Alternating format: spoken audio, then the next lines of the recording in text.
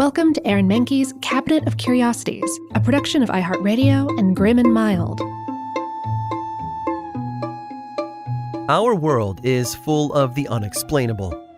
And if history is an open book, all of these amazing tales are right there on display, just waiting for us to explore. Welcome to the Cabinet of Curiosities.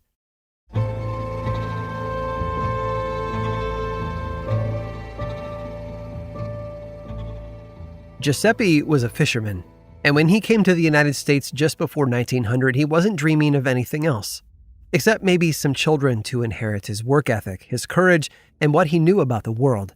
In short, his legacy. That would be a challenge, though, because Giuseppe had left his own roots behind. You see, Giuseppe and his wife Rosalie got married just a year before leaving their hometown on the coast of Sicily. It was a place where fishing was a way of life. Ancient cisterns for fermenting fish still tell the story of just how long people have been passing down that livelihood. And in some ways, Giuseppe was holding on to that history. He was destined to spend his life working hard as a fisherman, but he saw a future for himself, his wife, and his trade as he raised his fortunes catch by catch in a new land. At the turn of the 20th century, there was a string of travelers leaving their town and heading to a new home, a small village 25 miles north of San Francisco called Martinez, California. And they weren't alone. Between 1890 and 1925, more than half of their Sicilian town immigrated to the United States. Most landed in New York City, but the hustle and bustle wasn't their goal, and they set their sights on sunny summer coasts of the Pacific. Giuseppe heard about how good the fishing there was. Without batting an eye, his young family was on a train across the continent headed for California. But it wasn't new seas they found. Instead, Sicilian fishermen like Giuseppe were mostly working the Sacramento River netting salmon. The catch was good, but it was hard work, and that was fine with Giuseppe. Hard work was what he knew best. Like so many Americans, Giuseppe and Rosalie traveled with their newborn daughter, the first of a streak of 9 children who would be raised together. And if Giuseppe was hoping for sons, he wouldn't be disappointed. He and his wife would raise 5, practically a fleet of fishermen. So he got to work, teaching what he knew to Thomas, Michael, Vincent, Joseph, and Dominic. As the Sicilian fishing family grew, they went looking for new waters. They went south to the wharfs of the bigger city, San Francisco, and they left salmon behind for other kinds of commercial fish, like sardines, that could be packed and sold through city canneries. After all, Sicilian fishermen had developed tools that were uniquely effective at catching small fish, like the lampara net that swings open wide like a glove to catch whole schools of fish at once. It was just the kind of technique that made new American businesses work. And when I say work, I mean it. The work was harder than ever. And Giuseppe's last 3 sons, Vincent, Joseph, and Dominic, well, they weren't so keen on taking up their father's legacy. They had prospects, though, because they were in a booming city. The 2 youngest boys got jobs as paper boys. Their older sister Marie remembers once when she went downtown, she saw them on their paper routes, but not exactly on them. They weren't diligently running along to deliver the papers. Instead, they had taken one of the newspapers, crumpled it into a melon-sized ball, and started a game of catch, throwing it back and forth across a wide, busy San Francisco street. Not only were they not fishing, they weren't even working. And things got worse when their brother Vince took a left turn into an American pastime that his father didn't value at all. He abandoned fishing for baseball. In fact, Vince was good enough that he got pulled into the local team, the San Francisco Seals. And his younger brothers, well, they followed in his path instead of their father's.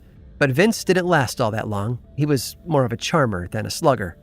It wasn't all that bad. He did make it into the major leagues, but then he set the kind of record that most people don't want for their legacy, the most strikeouts in one year.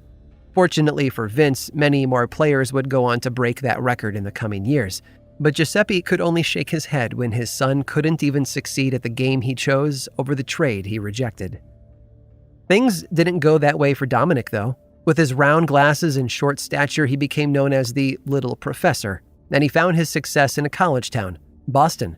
Playing center field for the Red Sox, he smashed down records of his own.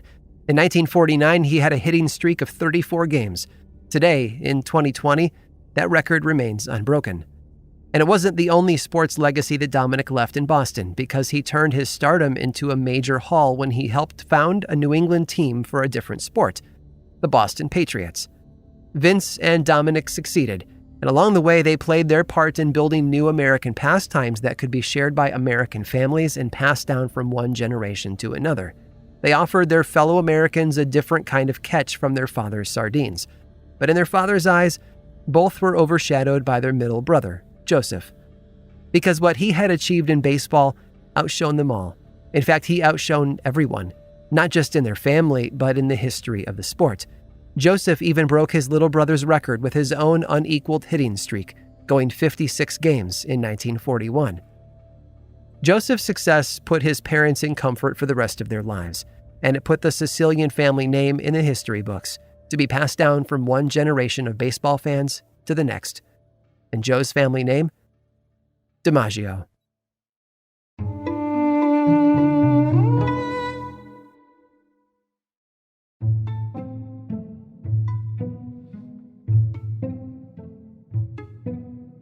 The origin of the city's name is unknown. It's even unclear who the first settlers in the area were. But needless to say, it's old. Nestled alongside a river that empties into the nearby sea, the town became a thriving commercial epicenter, surviving even when larger and more powerful cities fell to ruins. Merchants everywhere came through the port for trade, or to supply their ships for more distant travels.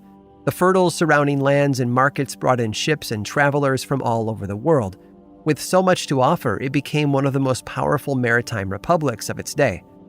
But with all that power and strategic location came the need to defend themselves against those looking to take it. The list of leaders and countries who sought to control the port appeared to be endless. It seemed that no sooner had they fought off one attack that they had to fight off another.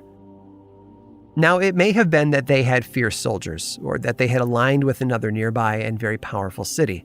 But one thing is certain.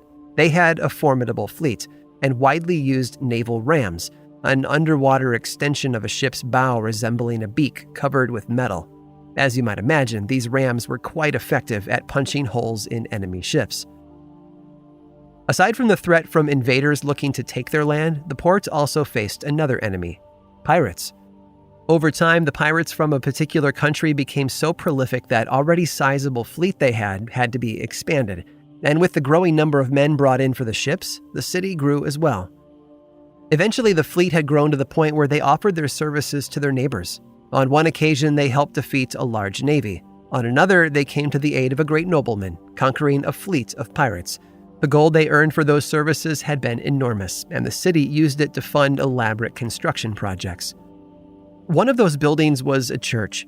You see, rivalry between cities prompted each to build more extravagant structures than their neighbors, and places of worship became the pinnacle by which each city was measured.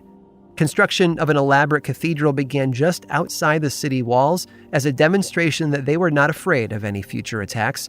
The site had originally housed a smaller church, but it had never been finished. Over the next couple of centuries, the new cathedral was expanded.